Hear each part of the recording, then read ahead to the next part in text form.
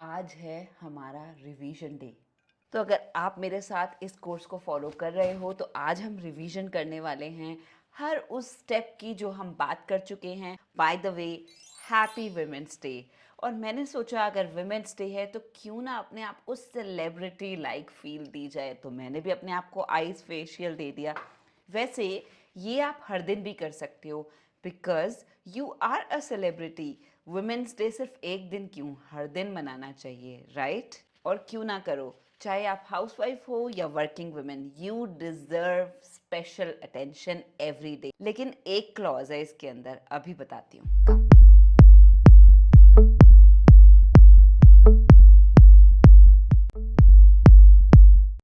Hello everybody, welcome back to my channel. इस revision class में मैं हर वो स्टेप रिपीट करने वाली हूँ जो हमने अभी तक बातें की हैं जिसकी।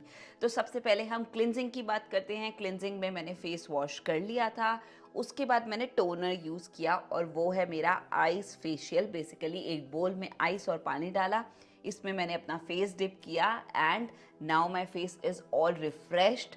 इससे डीप पफिंग भी हो जाती है तो मेरा फेस थोड़ा पतला भी लगने लगा है। और इसके बाद हम यूज़ करेंगे मॉइस्चराइज़र। अब देखो मेरे फेस पे ना थोड़ी सी ड्राइनेस है, तो आइस फेशियल तो मैंने यूज़ कर लिया है और टोनर मैं अब हाइड्रेटिंग यूज़ करूँगी। हालांकि आइस फेशियल हमारा टोनर का ही काम करता है अगर आपकी बहुत ऑयली स्किन है या आप समर में बाहर जा रहे हो। लेकिन अगर आपकी ड्राई स्किन है तो आप एक मिल्की टोनर यूज़ कर सकते हो, राइस बेस्ड टोनर यूज़ कर सकते हो।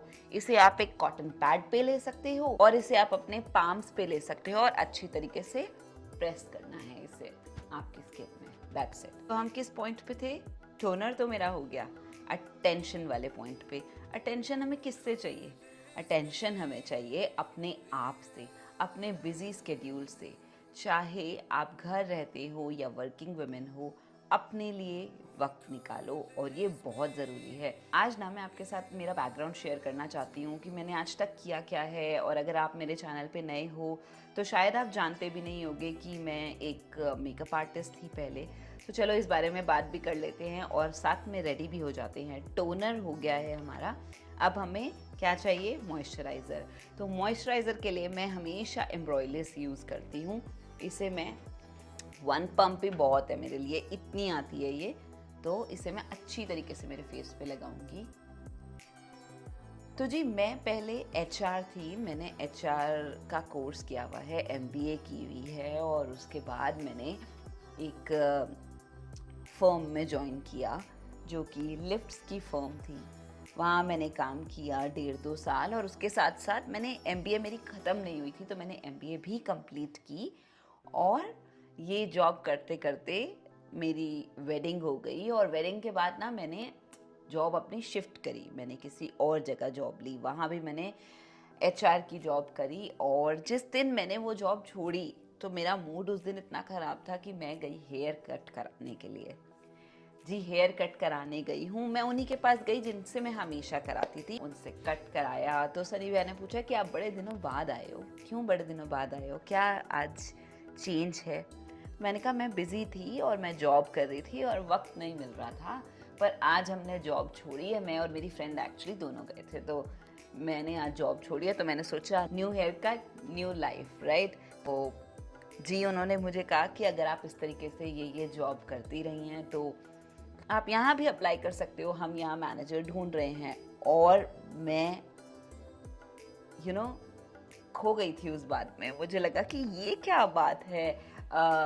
मैं तो अभी जॉब ढूंढ नहीं रही हूँ, लेकिन सिलों में जॉब करना, सिलों का काम करना, बेसिकली वो जो एनवायरनमेंट होता है ना, मुझे काफ़ी पसंद था। तो मैंने सोचा कि क्यों ना मैं अप्लाई करके देखूं, क्योंकि पहले मैंने कभी ऐसी नौकरी सोची नहीं थी, लेकिन मुझे अच्छा बहुत लगता था कि किसी को भी थोड़ा कॉन्फिडेंस देना, कोई तैयार होता है तो कितना अच्छा लगता है, उसे कितना अच्छा फील होता है। तो मैंने वहाँ जी इंटरव्यू दिया और मैं पास हो गई। एम्ब्रॉयलिस अब हम थोड़ी देर के लिए मेरे फेस पे अंदर जाने देंगे, 2 मिनट तक थोड़ा वेट करेंगे, ठीक है? वहाँ से मेरा करियर स्टार्ट हुआ ब्यूटी इंडस्ट्री में और ये मैं बात कर रही हूँ 2015 की, राइट? तो उससे पहले मुझे बहुत शौक था, मैं ब्यूटी ब्लॉग्स बहुत पढ़ती थी। रति ब्यूटी हैं एक, उनके ब्लॉग्स काफ़ी पढ़ती थी, वहाँ काफ़ी सोचती समझती थी प्रोडक्ट्स के बारे में। तो जब मेरा ब्यूटी इंडस्ट्री में स्टार्ट हुआ तो उसी दिन मैंने फ़ैसला कर लिया था कि मुझे अब मेकअप आर्टिस्ट बनना है, लेकिन ये मैं आज से नहीं शुरू करूँगी। इसके लिए पहले मैं पैसे जोड़ूँगी मेरी नौकरी से, मैं समझूँगी कि ये इंडस्ट्री काम कैसे करती है, उसके बाद डिसीजन लूँगी कि मुझे सीखना किससे है, जाना किसके पास है और ये करियर में क्या प्रोज़ एंड कॉन्स हैं। तो जी मैंने सीखा, करा, जॉब करी और उसके बाद मेरे हस्बैंड के बिज़नेस की वजह से हम अब्रॉड सेटल हो गए 1 डेढ़ साल के लिए। तो फिर हम जब वहाँ से वापस आए तो फिर से मैंने कुछ सैलून लॉन्च कराए दिल्ली में। दोबारा से मैंने जितने भी मेरे कॉन्टैक्ट्स थे वहाँ पे सैलून फ्रॉम स्क्रैच लॉन्च कराना होता था, तो वो मैंने कराया। अब मैं एक सिलिकॉन प्राइमर ले रही हूँ और इसे मैं सिर्फ अपने टी जोन पे लगाऊंगी ताकि यहाँ पे एकदम मैटिफाइड रहे, प्लस यहाँ पे मेरे जो पोर्स हैं ना वो दिखे नहीं। इसे एकदम धीरे धीरे आप प्रेस कर सकते हो या ऐसे अपवर्ड्स, बहुत ज़्यादा इसे रब नहीं करना है। मैंने बताया था ना कि ये ऐसे क्रिंकल होके उतरने लगता है, तो इसे बस हल्का हल्का लगाना है, ठीक है। और फिर मैंने फैसला किया कि अब मैं किसी अच्छे मेकअप आर्टिस्ट से सीखूंगी मेकअप। तो मेरी गुरु हैं अनु कौशिक मैम, जिन्होंने पहली बार मुझे सिखाया था। उनसे अच्छा मुझे नहीं लगता मुझे कोई और सिखा सकता था। वुमेंस डे के लिए ताउम्र मैं शुक्रगुजार रहूँगी उनकी। उन्होंने सिर्फ़ और सिर्फ मुझे मेकअप ही नहीं सिखाया, बट ज़िंदगी जीने का एक नज़रिया दिया था कि किस तरीके से एक लेडी मल्टी टैलेंटेड हो सकती है, और वो इतने बड़ी पोजीशन पे होकर भी such a humble lady she is. उन्होंने बहुत बहुत बहुत अच्छी चीज़ें हमें सिखाई और वो उनका पहला पर्सनल बैच था जो मैंने लिया। तो वहाँ से मैंने बहुत सारी चीज़ें सीखी थी। तो जी ये हुई एकदम एग्जैक्टली ब्यूटी की शुरुआत, मेकअप की शुरुआत। इससे पहले जो मैं सैलून लॉन्च करा रही थी वहाँ मैं एज अ मैनेजर भी थी, तो मैं कुछ कुछ पार्टी मेकअप देख देख के समझ के थोड़े बहुत कर लेती थी, बट प्रॉपरली मैं खुद से हैंडल नहीं कर रही थी। जिस दिन मैंने अपनी वैनिटी, उन्होंने हमें वैनिटी भी दी थी, जिस दिन से मेरी वैनिटी मेरे हाथ में आई, मैंने उसी दिन से एक मेरी कोई फ्रेंड की वाइफ थी, उन्होंने मुझे कहा कि मुझे मेकअप कराना है, तो उनका पहला ब्राइडल मेकअप मैंने किया। वो भी आई डोंट रिमेंबर 15 या 20 या 25 हज़ार पे किया था, अब मुझे ठीक से याद नहीं है। लेकिन उस दौरान मैंने बाकी के जो पार्टी मेकअप्स किए वो 1500 रुपये पे किए, कुछ मेकअप्स मैंने 500 रुपये पे भी किए। और मेरी प्रैक्टिस के लिए सिर्फ और सिर्फ मेरी सिस्टर अवेलेबल थी, मेरी मम्मी अवेलेबल थी, उन्हीं पे आई थिंक हम सबसे पहले प्रैक्टिस करना शुरू करते हैं। तो जी मैंने वहाँ से शुरू किया।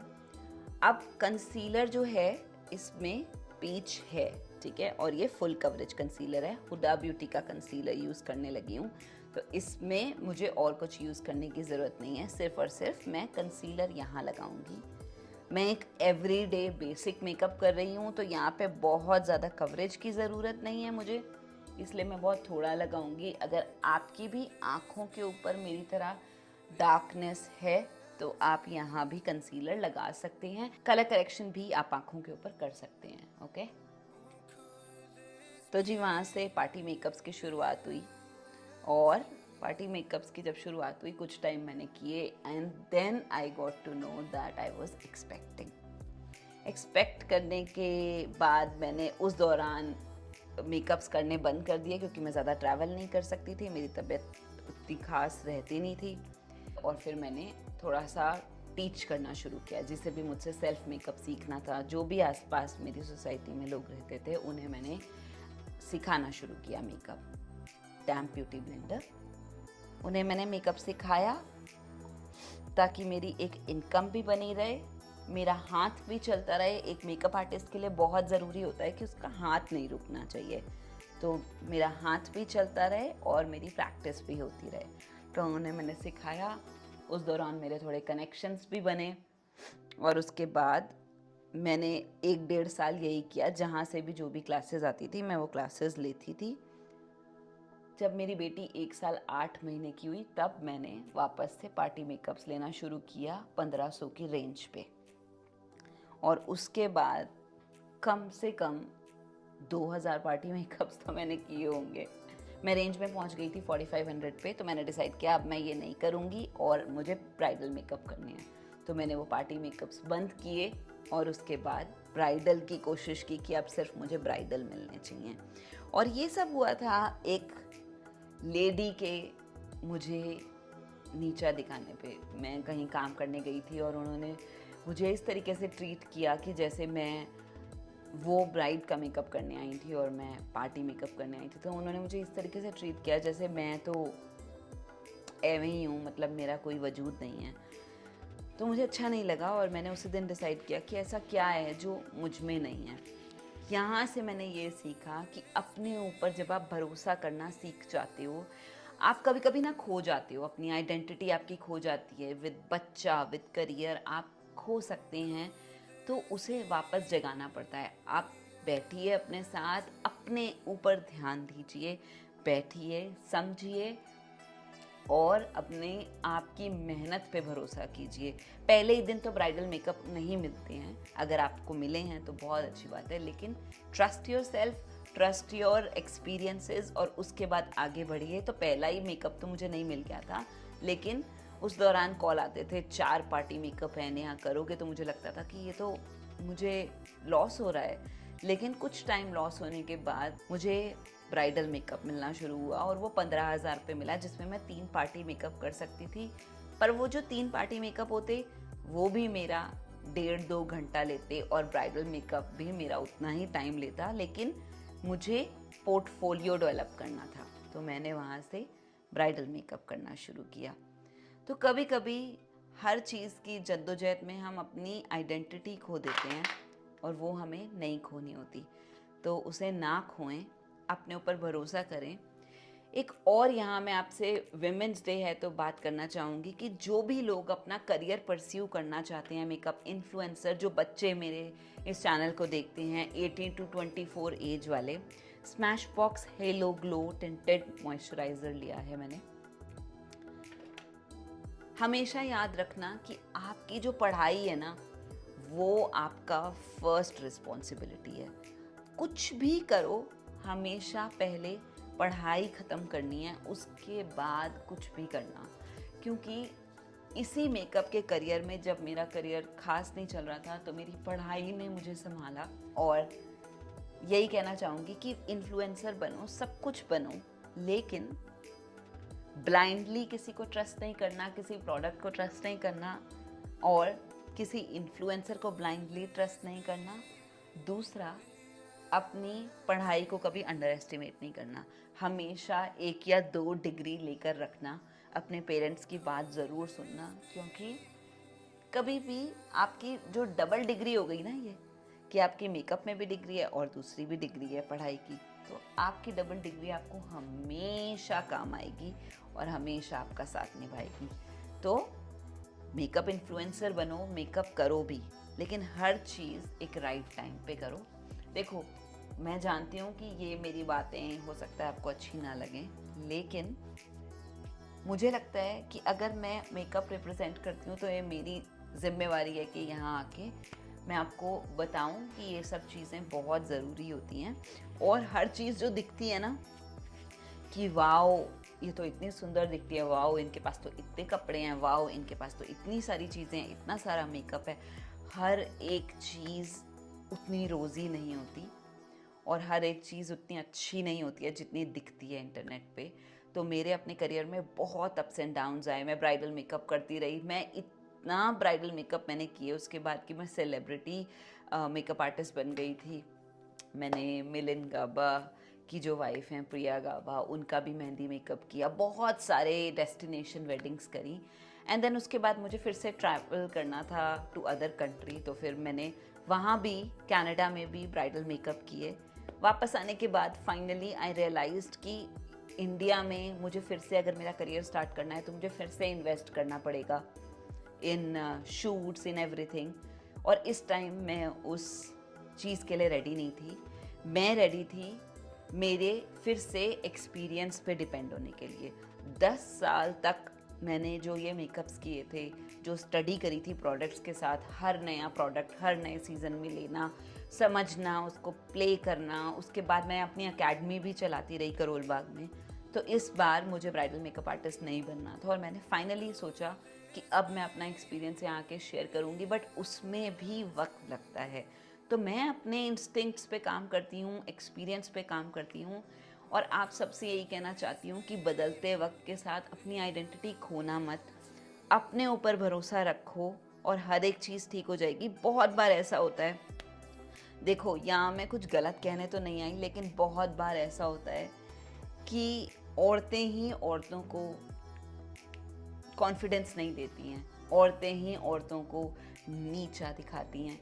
लेकिन वो सर्कल अगर आपको सर्व नहीं कर रहा है, वहाँ से उठ जाओ। अगर आप उठ नहीं सकते हो तो सिर्फ अपने आप से बात करो। मैं बहुत बार खुद के साथ बैठ के बातें करती रही कि कोई बात नहीं नेहा, तू कर पाएगी। और ये इतनी कंपेटिटिव इंडस्ट्री है कि फील होता है कि सब काम कर रहे हैं। एक आर्टिस्ट के लिए बहुत उसे फील होता है कि सब काम कर रहे हैं, मैं क्यों नहीं कर रही हूँ। अपने आप को थेरेपी दो, समझाओ, go for long walks, journals लिखो, अपनी फीलिंग्स को समझो और अपने ऊपर भरोसा करते रहो। एक दिन ज़रूर आएगा जब तुम्हारी बारी भी ज़रूर आएगी।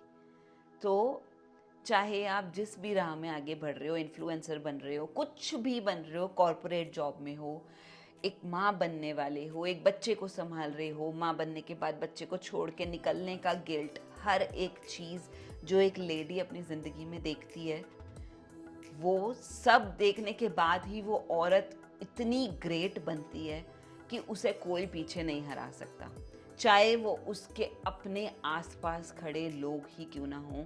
जब तक आप अपने ऊपर भरोसा रखोगे ना, आप ज़रूर कुछ बन जाओगे। और यहाँ आखिरी बात ये कहना चाहूँगी कि मेकअप भी अगर मैं करती हूँ ना, तो मेकअप भी ज़रूरी नहीं है लगाना। मेकअप भी इसी तरीके से है जैसे एक अच्छी साड़ी, एक अच्छे इयररिंग्स, एक फेवरेट पेयर ऑफ हील्स जो मैंने पहनी और मुझे अच्छा लगा। ये ज़रूरी नहीं है, ये इसलिए नहीं है कि ये मुझे डिफ़ाइन करता है, नहीं, ये सिर्फ इसलिए है कि मुझे इसे लगाना पसंद है, दैट्स इट। ये मुझे नहीं बताएगा कि मैं कितनी सुंदर हूँ, ये इतना ही है कि ये मेरे फीचर्स डिफाइन करेगा। लेकिन मैं मेकअप के बगैर भी सुंदर हूँ और हमेशा रहूँगी, और वो मेरा अस्तित्व डिसाइड करेगा कि मैं कैसी हूँ, राइट।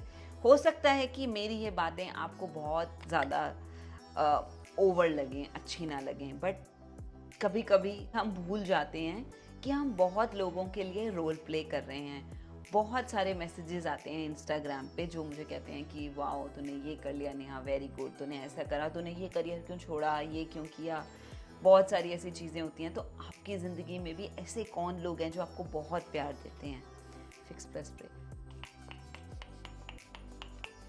आज हमने कंसीलर तक और BBCC क्रीम तक ही किया है।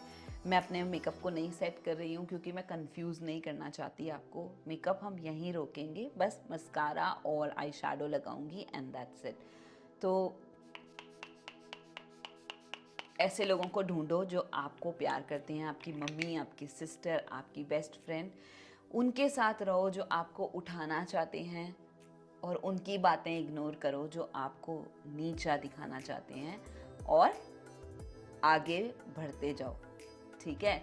और वुमेन्स डे ना सिर्फ एक दिन है जिस दिन हम अच्छी अच्छी बातें कर सकते हैं, लेकिन एक औरत को हर दिन आपको अपने लिए एक नई जंग लड़नी है। घर से निकलना है, खाना बनाना है, बच्चे को देखना है, बिजी शेड्यूल में भी घर पे मैसेज करना है कि सब लोगों ने खा लिया ना, मेरी चिंता मत करना, मैं खा के आऊँगी।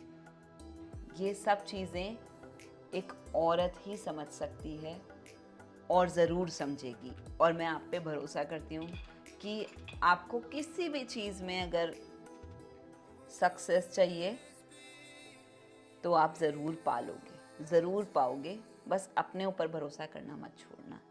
और बाकी मैं यहाँ आती हूँ आपसे बातें करने। तो आपको अगर कभी भी लगता है ना कि किसी चीज़ में आपको कन्फ्यूजन हो रही है, ऐसा कोई नहीं है, आज दावे से कह सकती हूँ कि जिसने मुझे मैसेज किया हो और उसे मैंने रिप्लाई ना किया हो, मेकअप से रिलेटेड किसी भी चीज़ का अगर उसे कोई परेशानी हो रही है, अनटिल एंड अनलेस वो चीज़ मुझे नहीं आती, तो मैं सर्च करती हूँ और फिर बताती हूँ। तो अगर आपको किसी भी चीज़ पे परेशानी हो रही है, आप मुझसे बात कीजिए, मैं आपको रिप्लाई ज़रूर दूंगी। मेरे सारे स्टूडेंट्स बात करते हैं, आप भी बात कर सकते हो। I am always available on my WhatsApp community. मेरा पेज है द नेहा देवगन के नाम से, आप वहाँ मुझसे कनेक्ट कीजिए। नेहा देवगन डायरीज, द नेहा देवगन, दोनों पेज हैं, आप वहाँ मुझसे कनेक्ट कीजिए और मैं आपको जवाब ज़रूर दूंगी। मेरी इस मेकअप बेसिक सीरीज़ का नेक्स्ट पार्ट मंडे को आएगा और उसमें हम डिस्कस करेंगे कि फाउंडेशन क्या होते हैं।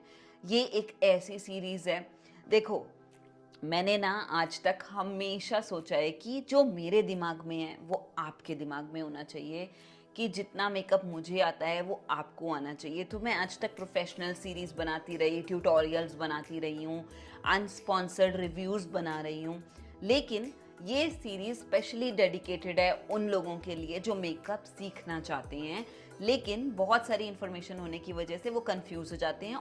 अब मैं आपको एकदम सीधे तरीके से समझा रही हूँ कि ऐसे इस्तेमाल करना है। कॉम्प्लिकेटेड चीज़ें हम बाद में भी कर सकते हैं, लेकिन पहले हम ABCD सीखेंगे मेकअप का, वही सिखा रही हूँ। अगर आप इस जर्नी में मेरे साथ चल रहे हो तो बहुत अच्छी बात है। आई होप मैं आपके सारे डाउट्स क्लियर कर रही हूँ। अगर कहीं पीछे छूट गई है कोई वीडियो तो वापस जाके देख सकते हो। अगर अभी ज्वाइन किया है तो इस सीरीज़ को देखो और मुझे फीडबैक दो, कोई चीज़ अच्छी नहीं लग रही वो भी बताओ, नेहा देवगन वो भी ठीक करेगी, ठीक है। A very happy women's day to all of you. आज अपनी फेवरेट चीज़ ज़रूर खाना और अपनी फेवरेट जगह ज़रूर जाना। नहीं जा सकते हो तो पार्क में ज़रूर घूमना, खुली हवा ज़रूर लेना, फूलों को देखना और अपने बच्चों को प्यार करना, अपने फेवरेट लोगों के साथ मिलना, बातें करना, वीडियो कॉल करना, ठीक है। फिर मिलते हैं only at Neha Devgan diaries. Bye bye.